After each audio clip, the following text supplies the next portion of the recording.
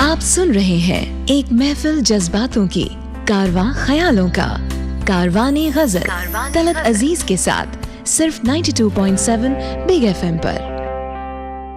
खुशामदीद, और मैं हूं तलत अजीज। आई एम बैक विद कारवाने गजल 92.7 बिग FM पर, और आप मुझे हर इतवार सुन रहे हैं। बड़ा मशकूर हूं। लेकिन आज का जो एपिसोड है ना, ये बहुत ही खास एपिसोड है। आज हमारे मेहमान जो हैं, फिल्म इंडस्ट्री के अलावा भी उर्दू लिटरेचर में इनका बहुत बड़ा नाम है, बड़ी इज्जत है। और हाल ही में इनको बहुत ही बड़ा एजाज मिला गवर्नमेंट की तरफ से, दादा साहब फाल्के अवार्ड। उनका नाम आप तो जान गए होंगे, मुझे यकीन है सब जानते हैं, द वन एंड ओनली गुलजार साहब। गुलजार साहब हमारे बीच होंगे इस एपिसोड में। और ये एजाज मिलने के बाद सबसे पहले उन्होंने हमसे बात की। वो अपनी मसरूफियत की वजह से हमारे स्टूडियो में आ नहीं पाए, तो हम अपना रिकॉर्डर लेके उनके घर पहुंच गए और उन्होंने बहुत ही पुरखुलूस, बहुत ही दिलकश बातें हमारे से की, जो हम आपसे शेयर करने वाले हैं। और जिस सवाल से बातचीत शुरू हुई थी, तो वो सवाल हम अब सुनते हैं। सबसे पहले तो तहे दिल से शुक्रिया अदा करता हूँ मैं आपका। कारवाने गजल में आपने शिरकत की, तो मेरे ख्याल कारवाने गजल की हमारी इज्जत बढ़ गई। बल्कि मैं मशकूर हूँ कि आपने मौका दिया नहीं। और इस कारवान में तो शामिल होना हमारे लिए एजाज़ की बात है। अच्छा, ये आपसे पूछना चाहूँगा गुलजार साहब के मेरे ख्याल से 63 या 62 से आपका मुझे शुरुआत हुई, और अब तक आपके हिसाब से सबसे बिगेस्ट चैलेंज जो आप समझते हैं, आप क्या हो सकता है? अच्छा, फिल्मों में नहीं आना चाहता मैं। PWA का हिस्सा था, इप्टा का हिस्सा था, बॉम्बे यूथ क्वायर का था, और उसके पीछे एक कॉम्प्लेक्स ये था कि मैं तालीम पूरी नहीं कर पाया था because of the family circumstances. Actually सिद्ध में ज़्यादा पढ़ गया। अच्छा। हाँ, मतलब बड़े भाई की किताब हाथ आ गई तो वो भी पढ़ ली कि, तो मैं बड़े भाई साहब के बाले जबरील इकबाल की जी, वो उनकी शर्फ में पढ़ी थी। और मैं अभी मैट्रिक भी नहीं किया था, तो वहाँ से चोरी कर ली। वो आज तक वो किताब है मेरे पास, और बड़े भाई हैरान होते हैं कि ये तूने कैसे संभाल के रखी हुई है। आज तक है वो किताब, अब तक रखी हुई। लेकिन कुछ दोस्त यार मेरे जी जो फिल्मों में थे वो मिलते थे वहाँ। शैलेंद्र मिलते थे, सलीला मिलते थे, ये बलराज जी मिलते थे, और PWA के राइटर्स मजरू साहब, बेदी साहब, सब लोग। उन्हें सामने देख के चकाचौंध हो गए।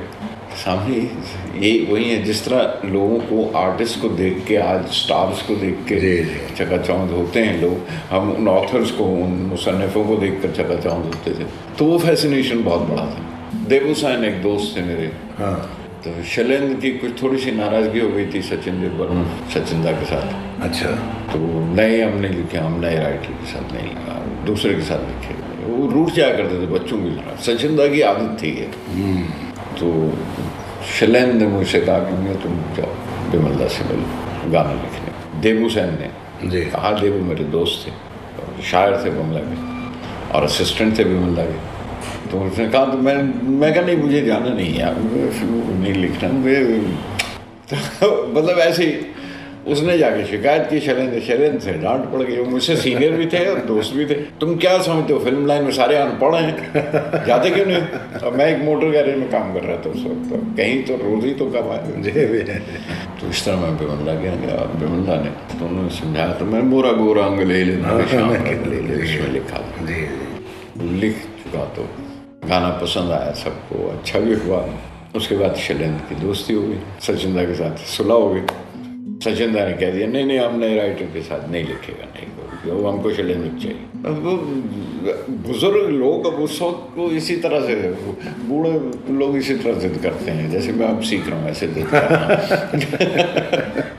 अच्छा, तो वो दादा उसने अच्छा गाना लिखा है तो क्यों उसे मना किया? नहीं, हम एक नए राइटर के साथ लिखा, वो अपना हाथ जगन्नाथ में, और गाना पूरी फिल्म फ्लॉप हो गया, हमारा एक भी गाना नहीं चला। अब वो नया राइटर जानते हैं कौन है, किसका जिक्र करते हैं? कैफी साहब। सचिन साहब ने कह रहे वो नया राइटर के साथ लिखा।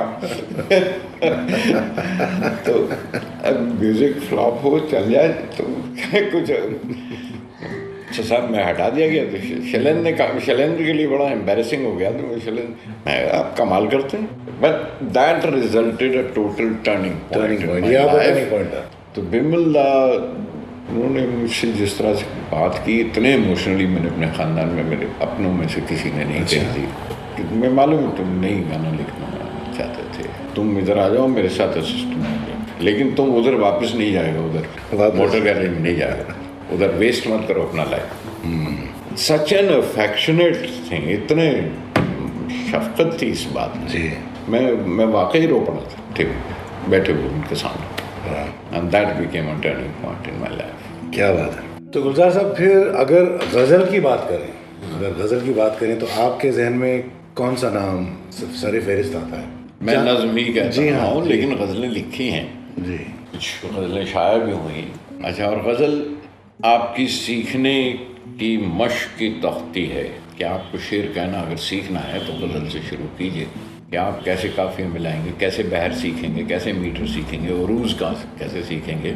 और गज़ल फाइनल टेस्ट की, इम्तिहान की कसौटी भी गज़ल है। जब आप मुकम्मल कर लें इस दौर को और सीख जाएं और शेर कहना आ जाए आपको, या नज़्म की शक्ल में या किसी भी शक्ल में, तो उसका टेस्ट तब होता है अगर आप गज़ल का शेर कह सकें।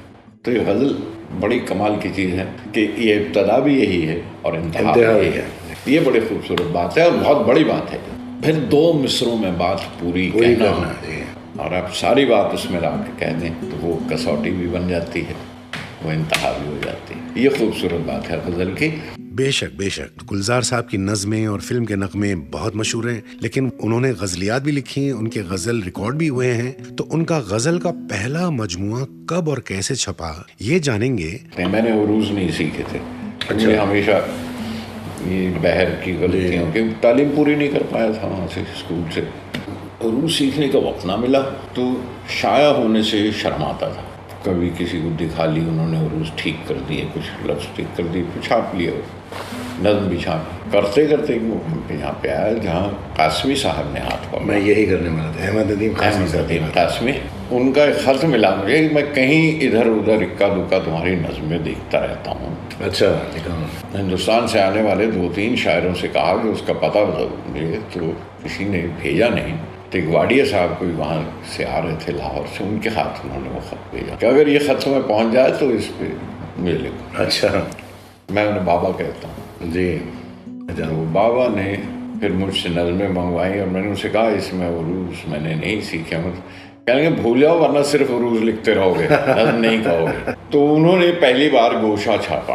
तो मेरी उर्दू की जो पहली किताब छपी वो पाकिस्तान से छपी। अच्छा। जी हाँ, उर्दू में जब नज़्मों की किताब छपी तो वहाँ से। उसका उन्वान पुखराज, चांद पुखराज का पूरा नाम था, चांद पुखराज। तो वो वहाँ से छपी। बाबा से कौन बात करे, बाबा कासमी साहब हो गया था, अहमद नदीम कासमी साहब। लेकिन जब यहाँ का जिक्र करूँ कि गज़ल ऐसी कोई ज़बान हिंदुस्तान की नहीं है जो बड़ी ज़बान जिसमें गज़ल न कही गई। जी। मतलब पंजाबी में भी कही गई है, मराठी में भी कही गई है, गुजराती में भी कही है, बंगला में भी कही गई है, और उड़िया में भी गज़ल कही गई है। गज़ल हर जगह कोशिश हुई है क्योंकि ये अपने आप में बड़ी अट्रैक्टिव चीज़ है। और वो ये कहीं ना कहीं चैलेंज देती है शायर को कि आप शायर हो, अच्छा गज़ल कि ये शेर कह के दिखाओ। और या वो सुनते हैं तो उन्हें लगता है कि ये फॉर्म बड़ी कमाल की। जो मेजर ज़बानें हैं सब में गज़ल लिखी गई है, तमिल में भी लिखी गई, मलयालम जी हाँ पढ़ी है, मतलब सुनी है इस तरह के, मतलब फॉर्म समझ में आती है। सबसे जो बिल्कुल उर्दू का अंदाज और लहजा है और मुशायरे भी उसी तरह से होते हैं और उसी तरह पढ़ जाते हैं, वो गुजराती है। गुजराती का मुशायरा भी वैसा होता है। गुजराती में गज़ल की फॉर्म बिल्कुल पुख्ता। वली दक्कनी कहाँ के थे जी हाँ, गुजरात से उनका ताल्लुक, तो ये उधर ही कैसे माइग्रेट कर गया, गज़ल कैसे माइग्रेट कर गई। बहरहाल गज़ल गुजराती में अब भी उसी तरह लिखी जाती है। उनके मुशायरे का ढंग भी बिल्कुल वही। जी।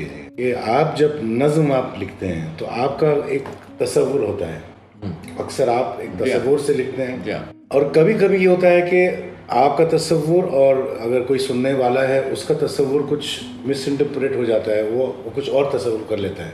उसका इंटरप्रिटेशन आपकी नज़म का कुछ और था, जो आपने लिखा कुछ और था। जी हाँ, अक्सर होता है। अक्सर होता है। और गज़ल के शेर में तो बहुत ही ज़्यादा होता है। गज़ल के शेर की इंटरप्रिटेशन गालिब जो आज तक उसकी शरह चल रही है, अशार को कैसे उसकी तफसील बताई जाए और कैसे उनको इंटरप्रेट किया जाए और किस तरह से पाया जाए, तो गज़ल बेवजह तो नहीं है कि जो इतने वर्षों से चल रहा है। जी। वरना तो एक बार खत्म हो गए थे गजल के शेर, उसकी तहें खुलती चली जाती हैं जी। तो इसलिए गजल के शेरों की तहें जिस तरह से खुलती हैं उतनी नज्म नहीं होती, क्योंकि नज्म तो बड़ी वाज़े करके तफसील में कही गई है। जी। कागजी है पैरहन हर पै करे तस्वीर का, गालिब के दीवान का पहला शेर। नक्श फरियादी है किसकी शोखी है तहरीर का, कागजी है पैरहन हर पै करे तस्वीर का। स्कूल से शुरू किया अच्छे समझने सीखने के लिए, हमारे मौलवी साहब मौलवी मुजीबुर रहमान जिनसे सीखे। बहुत इंटरप्रिटेशंस हैं, आज भी मिलेंगी आपको। ईरान में जैसे फारस कहते थे, जब फरियादी जाते थे तो कागज़ का लिबास पहन कर जाते थे और अपनी फरियाद रखते थे, क्योंकि ना तो किसी तवारीख में ये देखा कि कागज़ के कपड़े पहन के जाते थे, मैं तो कहीं नहीं पढ़ा, तो मुझे इसका क्योंकि सबूत कभी नहीं मिला, इसलिए वो शेर समझता हुआ चला आ रहा हूँ आज तक। मेरे कुंद जहन में जो इसके मानी समझ में आते हैं मुझे कि कागज़ी से मकसद पेरिशेबल है, जो फ्रेजाइल है, जो टिकेगा नहीं। कबीर के यहाँ भला हुआ कि मेरी मटकी टूट गई, मैं तो पनिया भरन से छूट गई। ये हमने मट्टी को भी, इंसान का बदन मट्टी के बने हुए मट्टी में मिल जाएंगे कहते चले आए। पेरिशेबल मकसद ये है कहने का, और गालिब की अनोखी तशबीह है, उन्होंने मट्टी नहीं कहा, उन्होंने कागज़ी कहा उसे, और अगर उसे कागज़ी ये माने तो पूरी माने समझ जाते हैं। नक्श फरियादी है किसकी शोखी है तहरीर का, कागज़ी है पैरहन हर पैर तस्वीर। क्या बात है। मतलब पवन कुमार वर्मा जिन्होंने गालिब पर किताब भी लिखी है और गालिब के ट्रांसलेशंस भी किए हैं, बड़े शायरों के ट्रांसलेशंस किए हैं उन्होंने, तो एक नज़्म का तर्जुमा कर रहे थे, उन्होंने 2-3 मेरी किताबों के तर्जुमे किए हैं। एक नज़्म थी कि दोनों एक उस तरफ एक तरफ आर पार जी सड़क के चल रहे थे, उसने कुछ कहा जो रास्ते की आमद और रफ्त के शोर में मुझे सुनाई नहीं दिया या मुझ तक पहुंचा नहीं, रास्ते में शोर है जी।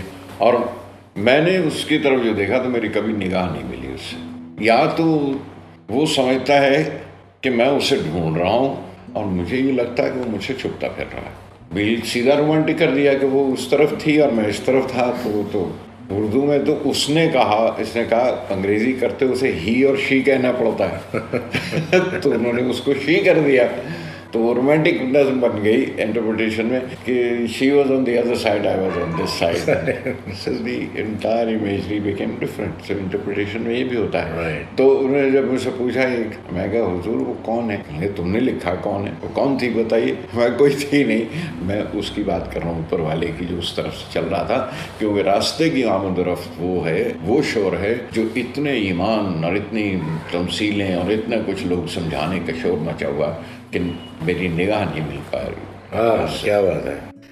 तो मुझे यकीन है आप लोगों को गुलजार साहब के साथ जो मेरी बातचीत हुई है, आपको उसका लुत्फ आया होगा, मज़ा आया होगा और बहुत सारी जानकारी भी हुई होगी।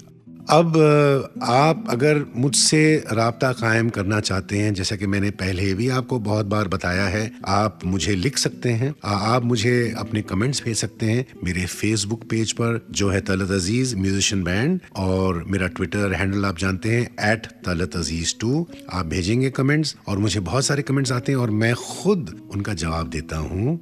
सुनते रहिए कारवाने गज़ल प्रोग्राम 92.7 बिग FM पर तलत अजीज के साथ, और याद रखिएगा जैसा आप सुनते रहेंगे वैसे ही हम खास एपिसोड्स आपके लिए हम लाते रहेंगे। अब वक्त आ गया है आपसे अलविदा कहने का। एक शेर याद आता है, आंख से दूर न हो दिल से उतर जाएगा, आंख से दूर न हो दिल से उतर जाएगा, वक्त का क्या गुजरता है गुजर जाएगा।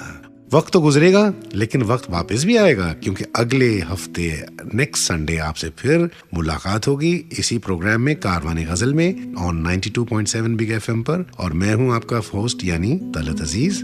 जाते जाते आपको ये बता दूं कि गुलजार साहब ने बहुत सारे मशहूर फनकारों के साथ गजल के एल्बम्स किए हैं, जैसे कि जगजीत सिंह साहब के साथ बहुत सारा काम किया उन्होंने, लता मंगेशकर जी के साथ, गुलाम अली साहब के साथ, भूपिंदर सिंह साहब के साथ, और मैं आपसे इजाज़त चाहता हूँ। शब बखैर, खुदा हाफिज, good night from Talat Aziz, only on 92.7 big FM कारवाने गजल प्रोग्राम में।